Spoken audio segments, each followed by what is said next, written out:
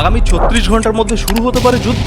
দাদা বলছি যে আগের ভিডিওটাই যেটা বললে, জানি ডবল মিনিং এর কথা বলবো না, এর আগে জগন্নাথ মন্দিরের ভিডিওতে যেটা বলেছি বেশিরভাগ লোক না বুঝেই কমেন্ট করে দিয়েছে, তাই তো? আচ্ছা তাহলে শোন, সব রাজ্যে সরকারি টাকায় মন্দির হলে অসুবিধা নেই, কিন্তু পশ্চিমবাংলায় হলেই সবাই বিরোধিতা করে। এইটাই ছিল আসল বলার উদ্দেশ্য।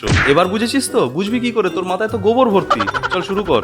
পেহেলগাঁও অ্যাটাকের পর এখনো পর্যন্ত ইন্ডিয়া পাকিস্তানের মাটিতে কোনো মিলিটারি অ্যাকশন নেয়নি। তাতেই পাকিস্তানের যা দুরবস্থা সেটাতেই প্রমাণ হচ্ছে যে আগামী কয়েক ঘন্টার মধ্যে সত্যিই হয়তো ইন্ডিয়া বড় কিছু করতে চলেছে। পাকিস্তানের সম্প্রচার মন্ত্রী বলেছেন ভারত আগামী 24 থেকে 36 ঘন্টার মধ্যে পাকিস্তানের উপর অ্যাটাক করবে। Military action against Pakistan in the next 24 to 36 hours on the pretext of baseless. আর এটা তাদের ইন্টেলিজেন্সের কাছ থেকে পাওয়া রিপোর্ট। কিছু একটা যে বড় হবে তার সংকেত আগেই পাওয়া যাচ্ছিল, তার কারণ পাকিস্তানের বড় বড় অফিসাররা তাদের পরিবারকে বাইরের দেশে পাঠিয়ে দিচ্ছিল। পাকিস্তানের ভয় আরো বেড়ে যায় যখন পিএম মোদি ভারতীয় সেনাকে পূর্ণ ছাড় দেয়। আর এই বিষয়টাকে সারা বিশ্ব খুব সিরিয়াস দেখছে, তার কারণ ইউক্রেন অথবা ইসরায়েলের মতো সিচুয়েশন না এটা।